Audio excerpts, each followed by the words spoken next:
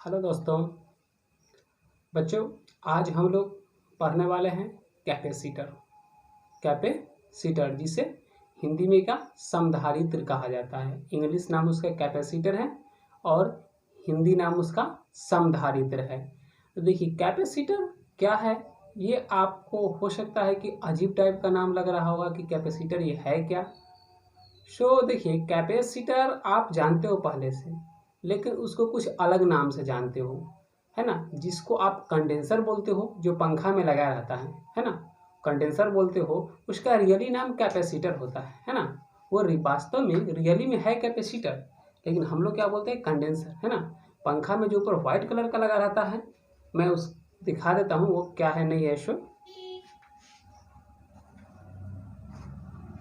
देखिए आप फैन के ऊपर देखिएगा, फैन में कुछ इस टाइप का लगा रहता है ना, इस टाइप का रहेगा। या फिर हो सकता है व्हाइट कलर का, आप देखे होंगे व्हाइट कलर का, है ना, कुछ इस टाइप का रहता है ना।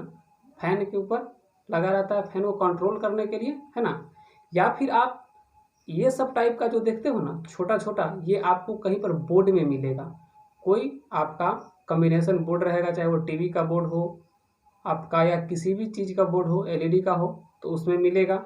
ये हो गया, ये हो गया, यानी ये दो चार आपको मैंने सैंपल दिया, ये सब एक प्रकार का कैपेसिटर है। ये जो है ये भी कैपेसिटर है, क्योंकि इसे भी हम लोग उसी यूनिट में मापते हैं जिसमें इसको मापते हैं। देखो इस पर भी लिखा हुआ है, आपको यहाँ पर दिखेगा, देखो इस पर लिखा हुआ है क्या, 4.7 माइक्रोफैराड, 4.7 माइक्रोफैराड। इस पर देख लो, इस पर आपको मिल जाएगा, ये मिट गया, यहाँ पे है 1.0 माइक्रोफैराड। और ये जो है आपका, है ना, शो क्या है देख लो, 3.15, यहाँ पे लिखा होगा 3.15 माइक्रोफैराड। तो यही आपका क्या होता है, कैपेसिटर। अब इसका क्या यूज है, क्या है नहीं है, इसके डिटेल में तो हम लोग पढ़ेंगे ही अभी जस्ट, है ना। तो मैंने आपको सैंपल दिखा दिया कि क्या कैपेसिटर होता है नहीं होता है, ठीक है। तो देखते हैं कैपेसिटर क्या होता है, समझते हैं। बच्चों देखिए, हम लोग जो घर में फैन चलाते हैं, फैन दो टाइप का होता है। एक होता है जो बैटरी से चलता है और एक बिजली से चलता है। तो बैटरी से जो चलता है वो नॉर्मल रहता है अपना, लेकिन जो फैन आप बिजली से चलाते हो, है ना, जो फैन आप बिजली से चलाते हो, उसमें क्या होता है, उसको हाई वोल्टेज चाहिए स्टार्टिंग समय। तो आप कहोगे कि हमारे घर में तो करंट आता है, उससे हम उसको जुड़े हुए रहते हैं, तो फिर हाई वोल्टेज की क्या जरूरी है। लेकिन बाबू जो आपके घर में जो करंट आता है ना, जो बिजली आती है ना, वो आपका 20 एम्पियर 25 एम्पियर का हाईएस्ट रहेगा, 25 एम्पियर्स 20 एम्पियर्स, है ना।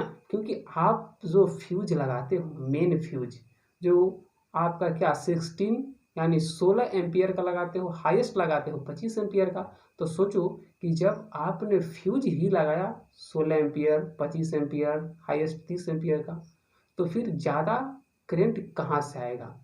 क्योंकि देखो जब हम लोग किसी ठेला ठेला समझते हो, या फिर किसी वाहन समझ लो, किसी भी गाड़ी रुका हुआ रहता है, तो उसको स्टार्टिंग में यानी कि जब वो रुका है तब उसको स्टार्ट करने में, मोशन में लाने में हमको हाई एनर्जी की ज़रूरत पड़ता है ना, ज़्यादा एनर्जी देना पड़ता है।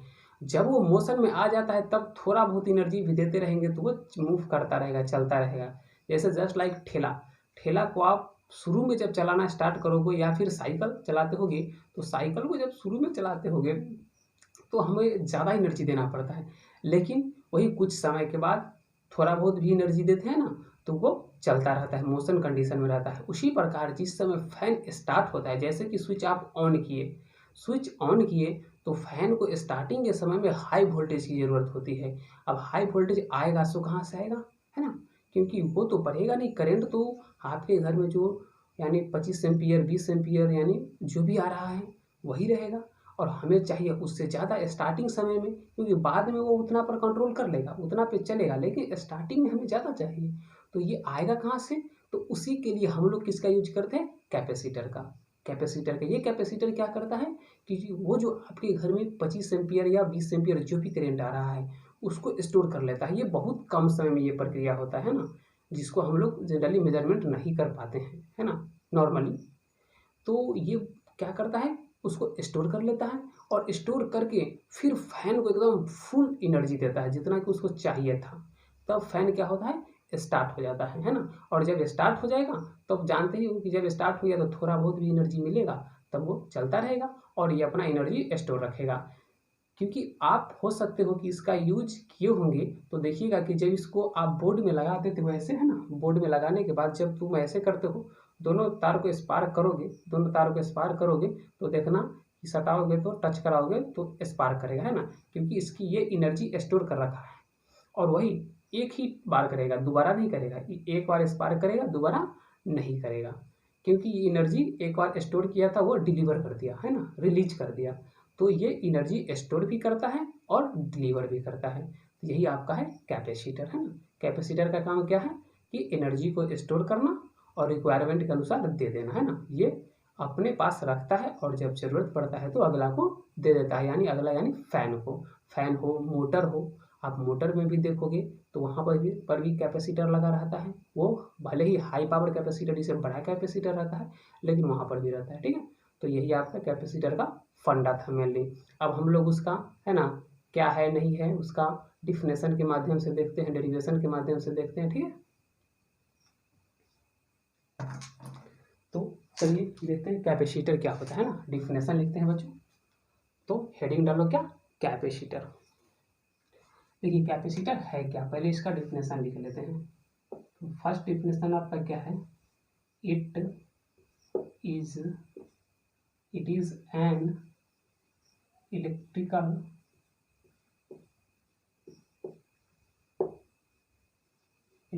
Device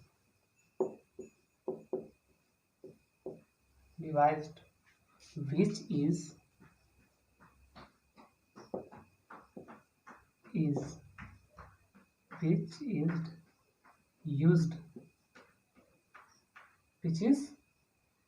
used which can store, ये स्टोर करता है ना, यूज नहीं, which can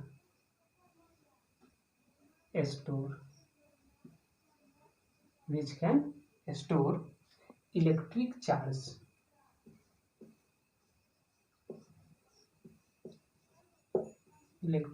charge as well as EPE। अब बच्चों ये EPE का क्या मतलब हुआ, EPE है क्या, तो electric potential energy. Electric potential energy को मैंने शॉर्ट में लिख दिया है क्या, EPE, इलेक्ट्रिक पोटेंशियल एनर्जी। अगली पॉइंट क्या है आपका, any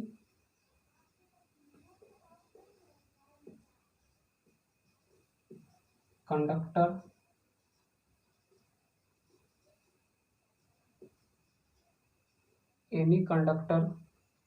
can we have like capacitor।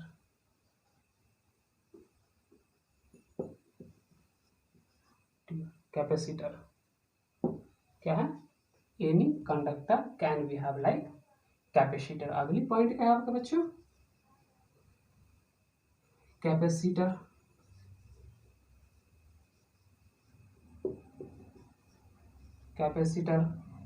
can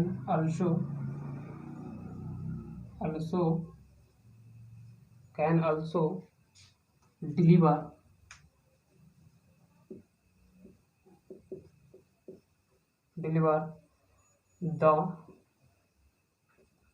the electric charge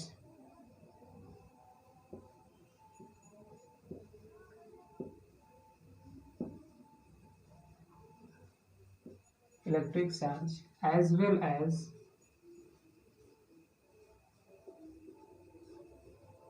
electric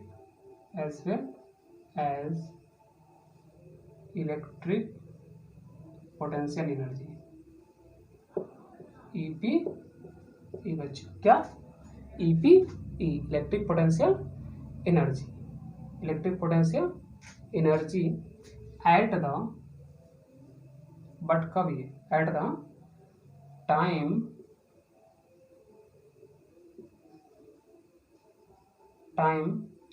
of requirement,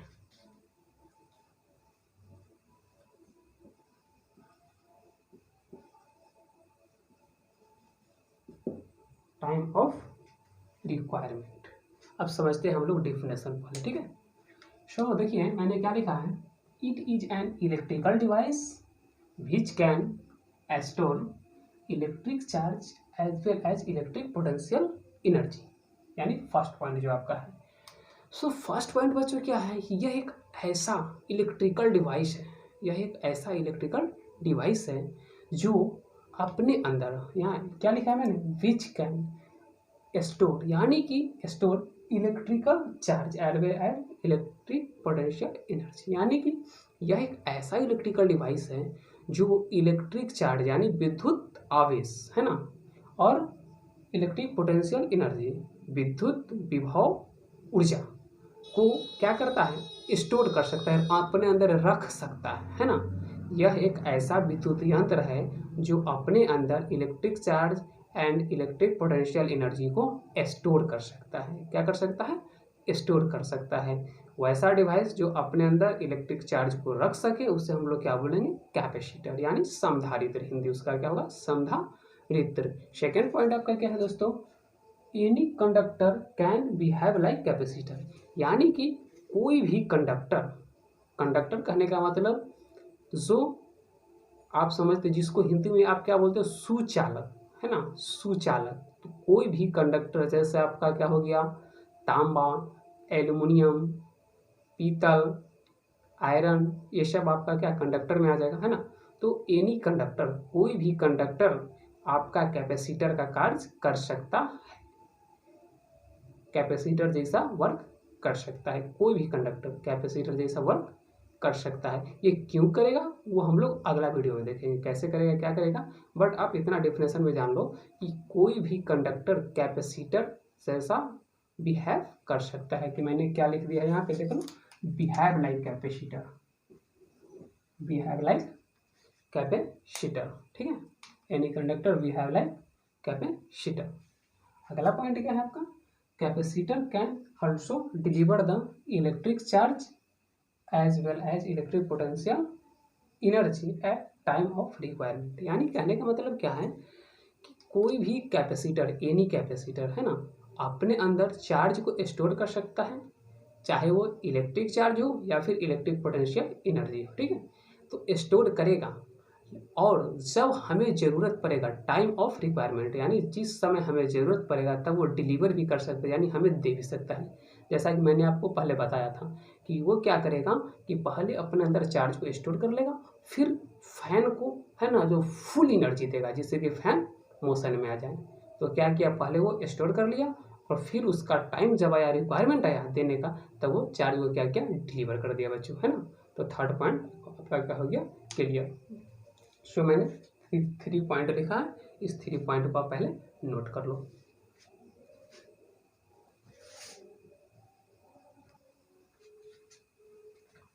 अब बच्चों अगला है क्या, कैपेसिटर का प्रॉपर्टी, कैपेसिटर का प्रॉपर्टी। तो हम लोग देखते हैं कैपेसिटर का प्रॉपर्टी कौन कौन सी होती है ना। तो फर्स्ट प्रॉपर्टी क्या है बच्चे, it is made of 2 conductor placed at very small distance. यानी फर्स्ट क्या बोल रहा है प्रॉपर्टी कि जब हम है ना, जब हम 2 कंडक्टर को वेरी स्मॉल डिस्टेंस पे रखेंगे है ना, तो वो कैपेसिटर के जैसा बिहेव करेगा है ना। कैपेसिटर बनाने के लिए हमें 2 कंडक्टर को वेरी स्मॉल यानी बहुत नज़दीक की दूरी पे रखना पड़ेगा, बहुत ही नज़दीक रखना पड़ेगा। वेरी स्मॉल का मतलब बहुत ही ज़्यादा नज़दीक होता है। तो बहुत ही ज़्यादा नज़दीकी दूरी पर जब हम 2 कंडक्टर को रखेंगे, यानी 2 सुचालक को बहुत ही नज़दीकी दूरी पर रखेंगे, तब क्या बनेगा, एक समधारित्र। यानी 2 कंडक्टर को वेरी स्मॉल डिस्टेंस पे रखेंगे तो क्या बनेगा, एक कैपेसिटर का निर्माण होगा, ठीक है। सेकेंड पॉइंट क्या बोलता है, two plate of capacitor will be equally and opposite charge. यानी कहने का मतलब है कि दोनों जो कंडक्टर होगा उस पे आवेश यानी चार्ज जो होगा सो सेम होगा बट डिफरेंट नेचर का होगा, दोनों का प्रकृति अलग होगा। जैसा कि मैंने लिख दिया है ब्रैकेट में, देखिए पहला है आपका क्या प्लस क्यू, तो दूसरा क्या है माइनस क्यू, बट दोनों क्या है Q. Equally and opposite word मैंने यूज किया है, देखिए इक्वली एंड अपोजिट चार्ज, दोनों इक्वल तो रहेगा बट अपोजिट रहेगा, नेचर उसका अपोजिट रहेगा, मैग्नीट्यूड सेम रहेगा और नेचर अपोजिट रहेगा। दोनों है तो क्यों ही, बट एक पॉजिटिव है तो दूसरा क्या है निगेटिव है। जैसे कि मान लीजिए कि न्यूमेरिकल वैल्यू में दे दो तो एक रहेगा 5 तो दूसरा क्या रहेगा, एक +5 तो दूसरा -5, बट 5 ही रहेगा। थर्ड पॉइंट क्या है आपका, the charge on positive plate of capacitor is known as charge of capacitor. यानी ये थर्ड पॉइंट क्या बोल रहा है कि मेरा पॉजिटिव प्लेट पर जो चार्ज होगा, पॉजिटिव प्लेट पे जो चार्ज होगा उसी को हम लोग कैपेसिटर का चार्ज बोलेंगे। जैसे मान लीजिए एक पॉजिटिव प्लेट पर 5 कूलम आवेश है, 5 कूलम चार्ज है, तो हम लोग क्या बोलेंगे कि कैपेसिटर के पास 5 कूलम चार्ज है। यानी जो पॉजिटिव प्लेट पे चार्ज है उसी को हम लोग क्या बोलेंगे कैपेसिटर का चार्ज। क्योंकि ये बात मैंने आपको पिछले पॉइंट में क्लियर कर दिया कि चार्ज तो वही रहेगा निगेटिव प्लेट पर भी, बट अपोजिट नेचर में रहेगा, इस पर प्लस है तो उस पर माइनस है ना। इसीलिए जो पॉजिटिव प्लेट पे चार्ज रहेगा उसी को हम लोग क्या बोलेंगे कि कैपेसिटर का चार्ज। यानी पॉजिटिव प्लेट पे 5 कूलम 5 माइक्रो कूलम यदि चार्ज है तो हम लोग क्या बोलेंगे कि कैपेसिटर के पास है ना जो 5 कूलम चार्ज है या फिर 5 माइक्रो कूलम जो रहेगा पॉजिटिव प्लेट पे वही होगा कैपेसिटर का चार्ज। अगली पॉइंट क्या है आपका, the shape and size of plate में बी सेम। यानी कहने का मतलब है कि दोनों प्लेट जो होगा positive plate and negative plate उसका शेप और साइज यानी आकृति उसका क्या होगा बराबर होगा। शेप एंड साइज क्या होगा सेम। मैंने क्या कौन सा वर्ड यूज किया है सेम, देखिए मे बी सेम, यानी दोनों प्लेट का जो क्या होगा शेप एंड साइज दोनों होगा क्या होगा बराबर होगा यानी सेम होगा। ठीक है, अगली पॉइंट अपनी क्या है, the two conductor of capacitor is known as plate of capacitor. The two conductor of capacitor is known as plate of capacitor. यानी कि हम लोग जो दो कंडक्टर का यूज करेंगे है ना, दो कंडक्टर का जो यूज करेंगे एक पॉजिटिव और दूसरा नेगेटिव के लिए, वही आपका कैपेसिटर का प्लेट का है कहलाएगा है ना। एक पॉजिटिव प्लेट दूसरा नेगेटिव प्लेट जिसको आपने यूज किया था दो कंडक्टर है ना, यहाँ पे मैंने लिखा है ना two conductor placed at very small distance, यही दो कंडक्टर क्या कहलाएगा प्लेट यानी कैपेसिटर का प्लेट। आप क्या बोलोगे positive plate and negative plate, तो यही कंडक्टर रहेगा है ना टू कंडक्टर, जिसमें से एक क्या हो जाएगा पॉजिटिव प्लेट तो सेकंड हो जाएगा क्या नेगेटिव प्लेट। ठीक है, इतना नोट करो, फिर अगले पॉइंट देखते हैं हम लोग।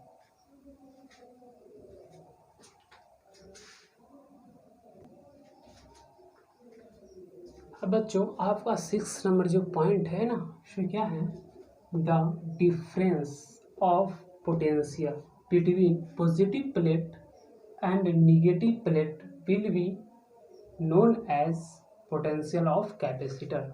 यानी कैपेसिटर का पोटेंशियल क्या, आपसे कोई पूछे कि कैपेसिटर का पोटेंशियल क्या होगा तो आपका जवाब होगा कि positive plate and negative plate, यानी धन प्लेट और ऋण प्लेट के बीच का जो है ना विद्युत विभव में अंतर होगा यानी पोटेंशियल डिफरेंस। पॉजिटिव प्लेट और नेगेटिव प्लेट के बीच का जो डिफरेंस होगा पोटेंशियल का जो डिफरेंस होगा सो मेरा क्या कहलाएगा कैपेसिटर का पोटेंशियल।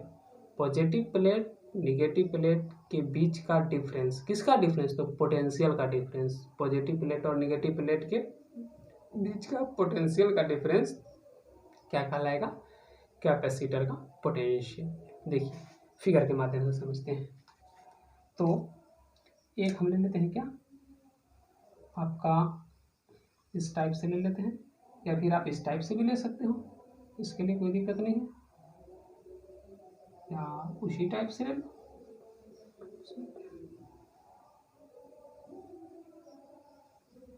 इस पे आपका क्या है बच्चों, प्लस क्यू, इस पे क्या है प्लस क्यू, इस पे क्या है minus Q.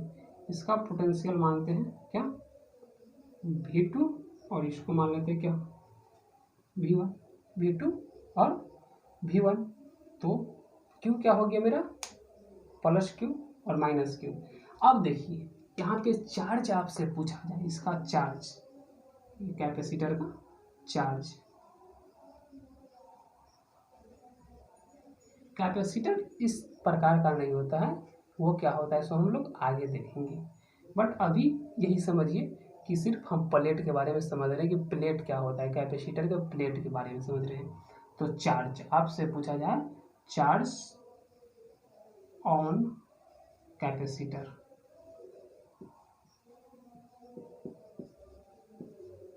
Charge on capacitor, तो आप क्या बोलोगे plus Q.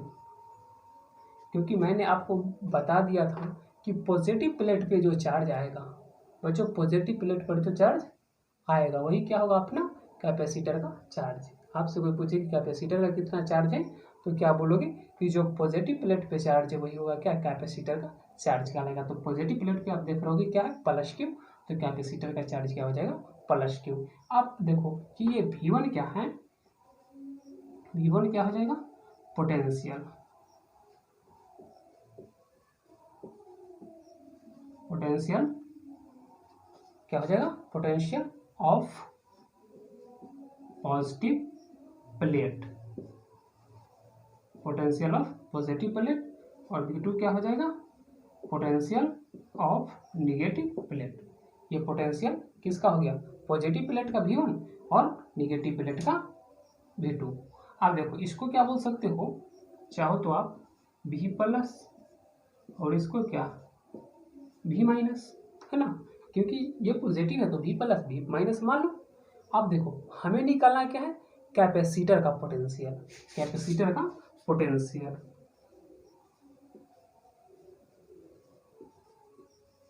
Potential of capacitor, potential of capacitor. तो मैंने आपको बताया है क्या कि पॉजिटिव प्लेट और निगेटिव प्लेट के बीच का जो डिफरेंस होगा पोटेंशियल का डिफरेंस, उसे हम लोग क्या बोलेंगे पोटेंशियल ऑफ कैपेसिटर, यानी कैपेसिटर का पोटेंशियल। तो क्या बोलेंगे हम लोग V1 minus V2, V1 minus V2 या V2 माइनस V1, कुछ भी बोल सकते हो चलेगा। तो इसको क्या बोल सकते हो V plus minus V minus,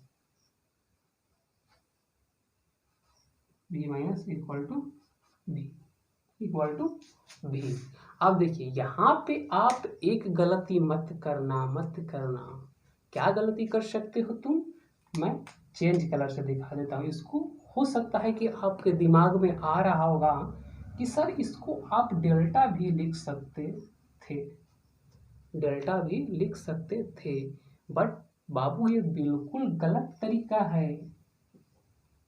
हम यहाँ पे क्या डेल्टा भी फाइनल माइनस इनिशियल नहीं कर रहे हैं, चेंज को नहीं दिखा रहे, डिफरेंस को दिखा रहे हैं। चेंज अलग होती है, डिफरेंस अलग होती है। इसके बीच और इसके बीच का क्या डिफरेंस है ना, जैसे मान लो कि इसके बीच पोटेंशियल कुछ और है ना, इसके बीच पोटेंशियल x है और इसके बीच मान लो y है, तो x y में जो डिफरेंस होगा उसको हम दिखा रहे हैं, फाइनल माइनस इनिशियल यहाँ पे नहीं कर रहे हैं। इसीलिए यहाँ पे हम डेल्टा भी का यूज नहीं कर सकते हैं। ये गलती तुम कभी मत करना कि यहाँ पे डेल्टा भी ना लिख देना, ठीक है, ये गलती मत कीजिएगा। तो ये जो आपका आया भी सो क्या हो गया potential of capacitor, potential of capacitor बच्चों, यानी समधारित्र का विभव जो होगा सो क्या होगा धन विभव, धन प्लेट और ऋण प्लेट के बीच का जो विभव का अंतर होगा सो क्या हो जाएगा मेरा समधारित्र का विभव, ठीक है। तो इतना नोट कर लो। नोट करने से पहले हम एक बात हम लोग जानते हैं पहले से भी, है ना, फॉर एनी कैपेसिटर,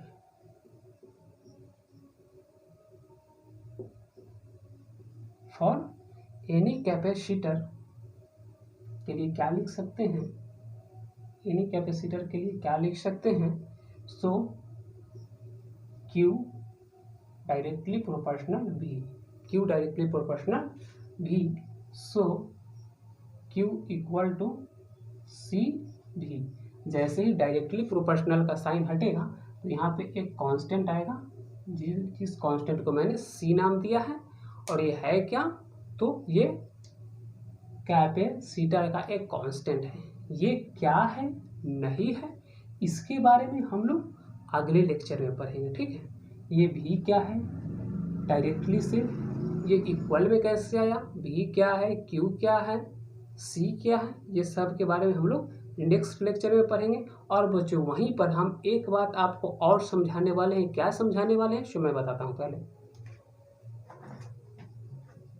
ये आपको मैंने 4 कैपेसिटर का टाइप्स दिखाया था, यानी कुछ सैंपल दिखाया था।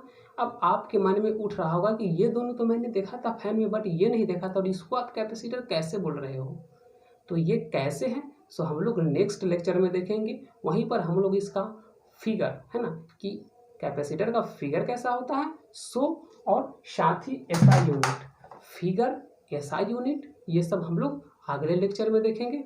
और फिर यहाँ से फार्मूला भी डिराइव करेंगे।